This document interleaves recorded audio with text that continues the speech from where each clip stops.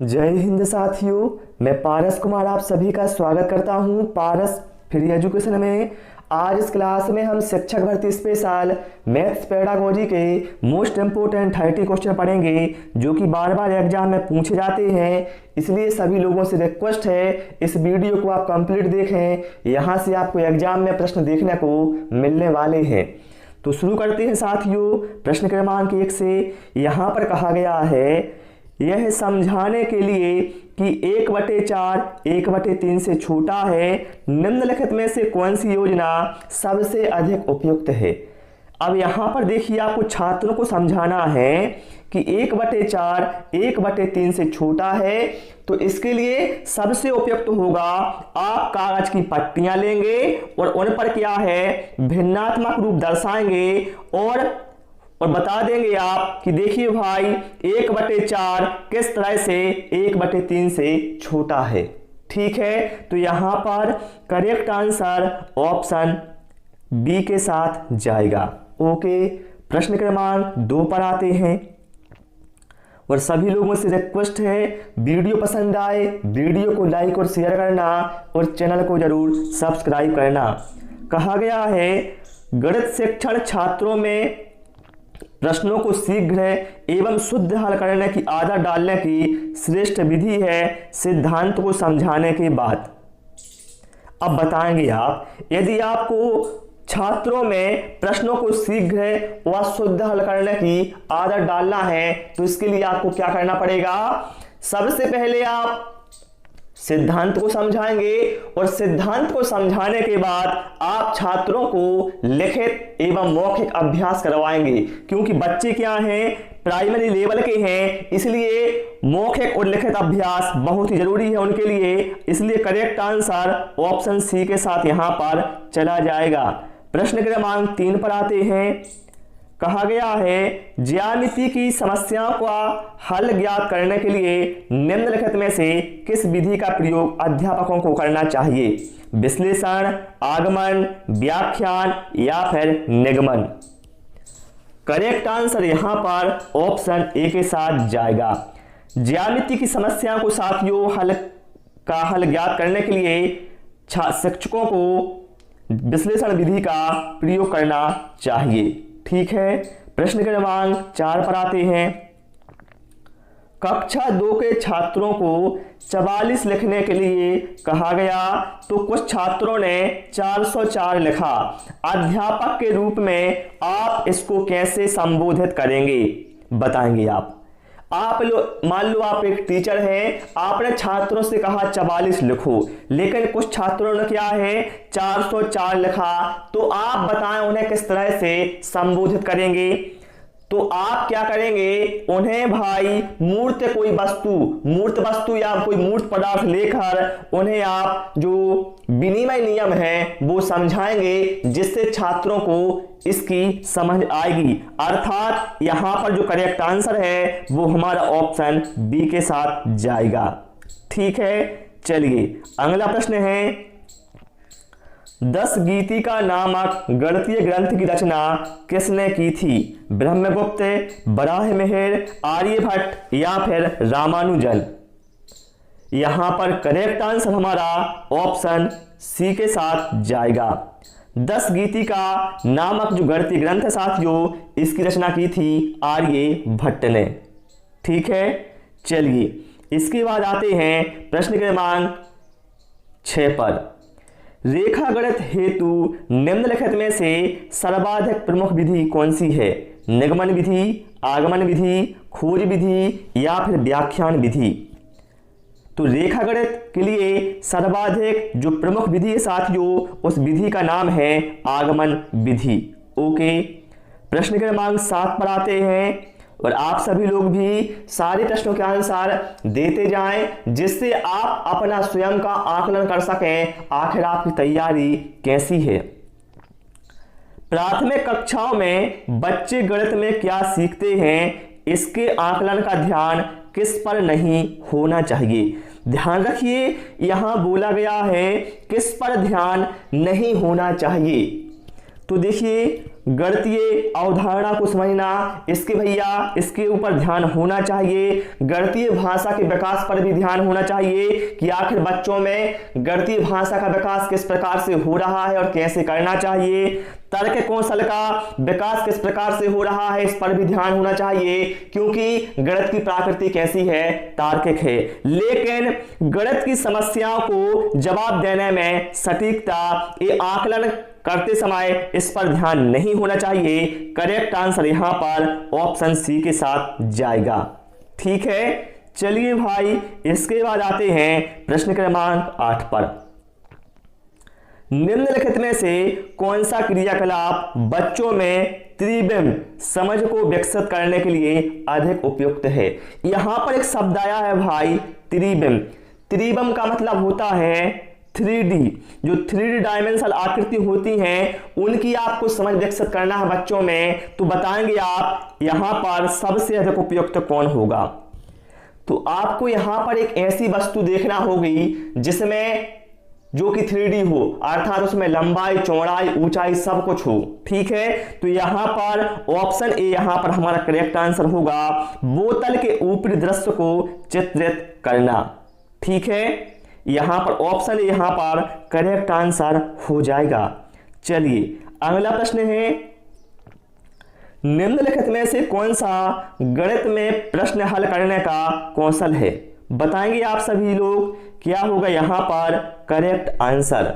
यहां पर 4 ऑप्शन आपके पास हैं, तो यहां पर सबसे पहले क्या है, विवेचन करना। उसके बाद क्या करेंगे आप, चर का प्रयोग करेंगे। उसके बाद क्या है, प्रतिरूप देखना। करेक्ट आंसर यहां पर ऑप्शन सी के साथ चला जाएगा। ठीक, चलिए अगला प्रश्न है, गणित में त्रुटियों की एक महत्वपूर्ण भूमिका है, यह कथन है। जो एक कथन है यहां पर दिया गया है कि गणित में त्रुटियों की एक महत्वपूर्ण भूमिका है, एक कथन बताइए आप कैसा है। इन 4 में से यहां पर बताइए क्या होगा करेक्ट आंसर। तो मेरे भाई ये जो कथन है ये कथन सही है। कैसा है कथन, सही है, क्योंकि भैया त्रुटियों से ही आपको पता चलता है कि बच्चे आखिर किस प्रकार की अवधारणा रखते हैं। अर्थात यहां पर जो करेक्ट आंसर है वो ऑप्शन सी के साथ हमारा चला जाएगा। ओके, चलिए प्रश्न क्रमांक 12 पर आते हैं। समावेशित विद्यालय में आप अपनी कक्षा की दृष्टिबाधित छात्रों की आवश्यकताओं को कैसे पूरा करेंगे। आप एक अध्यापक हैं, ठीक है, समावेशित विद्यालय में, और आपकी कक्षा में दृष्टिबाधित बच्चे हैं, तो आप उनकी आवश्यकता को कैसे पूरा करेंगे। बताएंगे आप इन 4 में से आप क्या सही होगा आपके अनुसार। तो यहां पर आप क्या करेंगे, जो दृष्टिबाधित बच्चे हैं उन्हें आप साधनों का यूज, ऐसे साधन, अधिगम संबंधित साधन उन्हें प्रदान करेंगे जिससे उन्हें अधिगम में आसानी हो। यहां पर करेक्ट आंसर हमारा ऑप्शन बी के साथ भैया चला जाएगा। ठीक है, ऑप्शन बी यहां पर हमारा करेक्ट आंसर होगा। चलिए अगला है, गणित शिक्षा का वास्तविक उद्देश्य ज्ञान प्राप्त करना नहीं बल्कि शक्ति प्रदान करना है। एक कथन बताइए किसका है।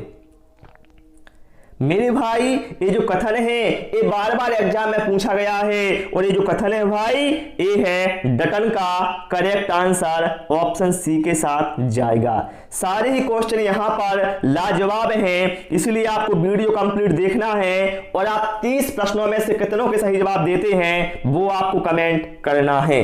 अगला है, गणितीय अध्यापन को प्रभावी बनाने के लिए निम्नलिखित में से कौन सी विशेषता नहीं है।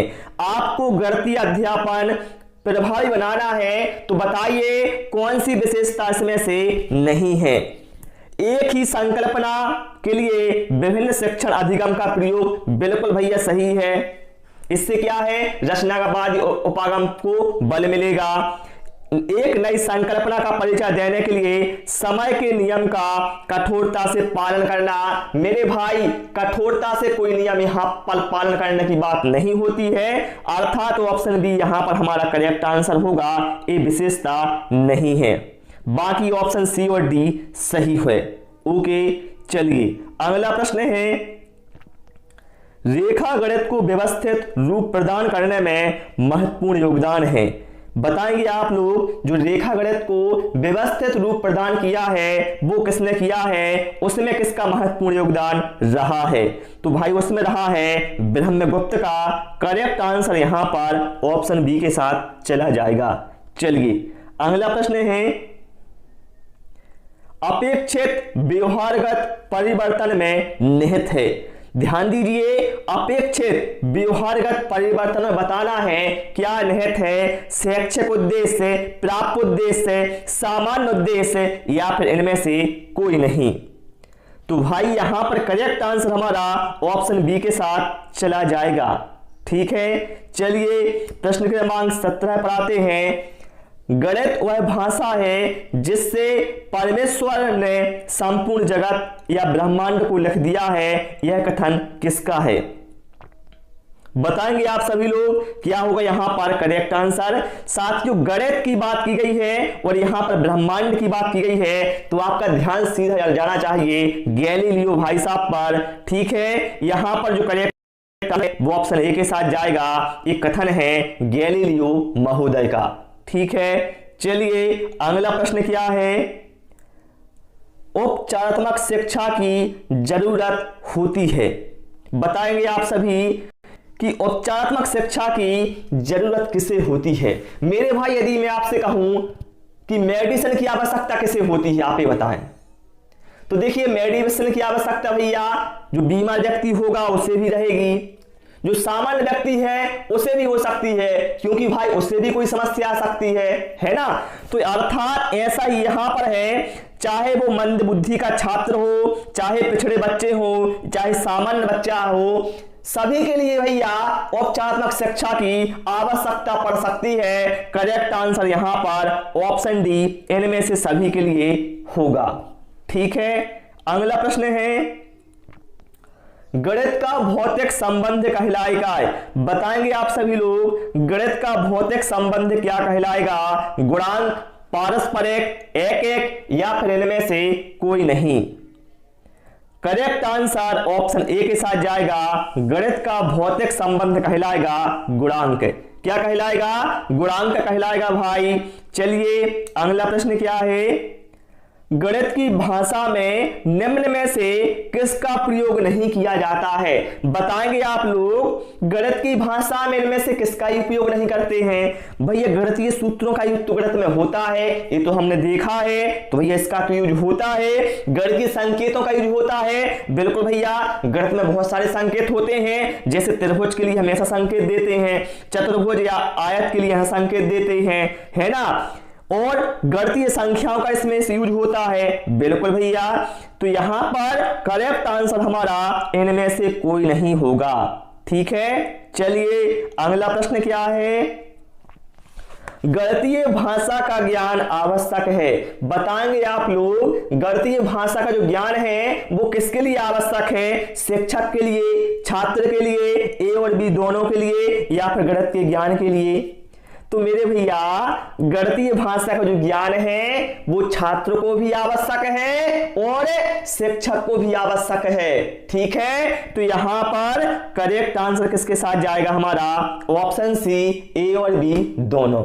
ठीक है, चलिए अगला प्रश्न क्या है, कहा गया है सरल ब्याज सीखे बिना चक्रवृद्धि ब्याज समझ में नहीं आ सकता, जो कि बिल्कुल सही है भैया बात है।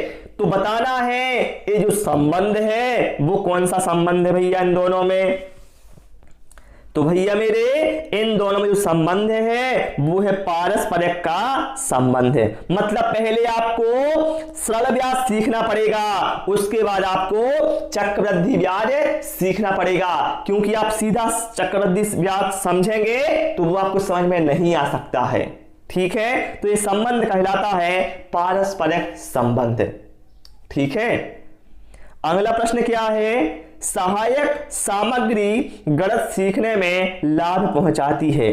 बताएंगे आप लोग जो सहायक सामग्री का यूज करते हैं विद्यालय में बच्चों के अधिगम में रुचिकर बनाने के लिए किया जाता है। ठीक है, और बहुत से इसके तरी फायदे होते हैं। इससे क्या है, जो विषय वस्तु है भैया वो रोचक बन जाती है पहली बात तो, यदि आप सहायक सामग्री का यूज करते हैं। और विषय वस्तु क्या है, मनोरंजक हो जाती है, क्योंकि बच्चे क्या है छोटे छोटे होते हैं तो उन्हें क्या है सीखने में मजा भी आता है। और कक्षा में क्या है अनुशासन बना रहता है, क्योंकि जब आप सहायक सामग्री का यूज करते हैं तो बच्चे ध्यान पूर्वक से उसे देखते हैं और सुनते हैं। तो यहां पर करेक्ट आंसर किसके साथ जाएगा हमारा, उपयुक्त सभी ढंग से। चलिए अगला है राष्ट्रीय पाठ्यचर्या की रूपरेखा 2005 अर्थात एनसीएफ 2005 के अनुसार यहां पर बताना है कि प्राथमिक विद्यालयों में जो गणित का पाठ्यक्रम है वो कैसा होना चाहिए। तो भैया एनसीएफ 2005 में सीधा कहा गया है कि जो गणित का पाठ्यक्रम रहेगा वह बच्चों के प्रतिदिन के अनुभवों से संबंधित होगा। इससे क्या है बच्चों को अधिगम में आसानी होगी, ठीक है। और बच्चे का क्या है जो वातावरण होता है और विद्यालय का है उसमें भी क्या है एक रूपता ऐसे में हो जाती है, ठीक है। चलिए भाई प्रश्न क्रमांक 25 पर आते हैं। वान हेले के स्तर जिस विकास की अवस्थाओं का संकेत करते हैं वो वह क्या है। ये कई बार एग्जाम में पूछा गया है, तो भैया यहां पर करेक्ट आंसर होगा ज्यामितीय चिंतन, ठीक है। चलिए अगले प्रश्न पर आते हैं। संख्यांक और संख्या के विषय में निम्नलिखित में से कौन सा कथन सही है। भैया ध्यान देना, एक प्रश्न में आप जरूर देखा करो हमसे पूछा क्या गया है, सही है या फिर सही नहीं है, ये जरूर ध्यान से देखा करें। संख्यांक एक प्रतीक है जिसे संख्या को प्रादर्शित करने के लिए प्रयोग किया जाता है। बिल्कुल भैया, जो संख्यांक होता है इससे इसका जो यूज है वो संख्या को प्रादर्शित करने में होता है, बिल्कुल सही है। एक संख्या को विभिन्न संख्यांकों द्वारा प्रदर्शित किया जा सकता है, बिल्कुल भैया। एक संख्यांक को हम पता है कई तरीके से आप लिखते हैं, कई रोमन हम अलग होता है ना, अलग अलग से लिख सकते हैं। तो यहां पर ये दोनों ही क्या है शुद्ध है, तो करेक्ट आंसर ऑप्शन डी के साथ जाएगा, ए और बी दोनों शुद्ध हैं। चलिए अगला प्रश्न क्या है। छात्र गणितीय गणना में गति प्राप्त कर सकते हैं चर्चा या वाद विवाद के द्वारा। मेरे भैया देखिए गणित की बात है, यहां पर चर्चा करेंगे या वाद विवाद करेंगे, इससे क्या है गति प्राप्त नहीं होगी। लिखित कार्य प्रतिदिन विद्यालय आकर नहीं। तो इसमें से हम देखें जो सबसे अच्छा जो चार ऑप्शन है इसके अनुसार जो करेक्ट आंसर है वो ऑप्शन बी के साथ जाएगा, मौखिक कार्य के द्वारा। क्योंकि बच्चे क्या है प्राइमरी लेवल के हैं, ठीक है, थोड़ी बच्चे यहां पर बड़े तो है नहीं है जिस हिसाब से यहां पर हम आंसर दे सकें। तो यहां पर करेक्ट आंसर हमारा ऑप्शन बी बिल्कुल राइट होगा। अगला है औपचारात्मक शिक्षण की जो प्रक्रिया है कब तक चलती रहनी चाहिए। मेरे भाई आप ये बताएं, यदि आप बीमार हो गए तो आप डॉक्टर के पास ट्रीटमेंट कब तक लेते रहेंगे, जब तक आप पूर्ण रूप से स्वस्थ नहीं हो जाएंगे तब तक आप क्या है ट्रीटमेंट लेते रहेंगे। तो वैसा ही यहां पर होता है, जब कोई छात्र को कोई समस्या होती है अधिगम से संबंधित, तो जब तक वह प्रक्रिया औपचारात्मक शिक्षण की जो प्रक्रिया है चलती रहनी चाहिए जब तक वह है दूर ना हो सके। तो करेक्ट आंसर यहां पर ऑप्शन ए के साथ जाएगा। अगला प्रश्न क्या है। निम्नलिखित में से कौन सा गणितीय प्रक्रम नहीं है। तो भैया आप सभी को पता है, चाहे हिंदी पेडागोजी हो, चाहे मैथ पेडागोजी हो, चाहे संस्कृत पेडागोजी हो, किसी भी सब्जेक्ट की पेडागोजी हो, उसमें कभी भी कंठस्थ करना या रटने पर फोकस नहीं किया जाता है मेरे भाई। करेक्ट आंसर यहां पर ऑप्शन सी के साथ चला जाएगा, क्योंकि गणित भैया रटने का विषय है ही नहीं, पहली बात तो यह है। ओके चलिए भाई, इसके बाद प्रश्न क्रमांक 30 पर आते हैं। इसमें बहुत डाउट होता है बहुत सारे छात्रों को, प्राथमिक स्तर पर जो गणित शिक्षा का महत्व है वो कैसा है भैया। तो व्यवहारक है मेरे भाई, प्राथमिक स्तर पर व्यवहारक ही होगा मेरे भाई। करेक्ट आंसर किसके साथ जाएगा, ऑप्शन सी के साथ है चला जाएगा। तो प्यारे साथियों आज इस क्लास में इतना ही। आपको हमारी क्लास कैसी लगी और आपने कितना स्कोर किया है वो आप कमेंट करें, वीडियो को लाइक करें, शेयर करें। Thanks for watching this video.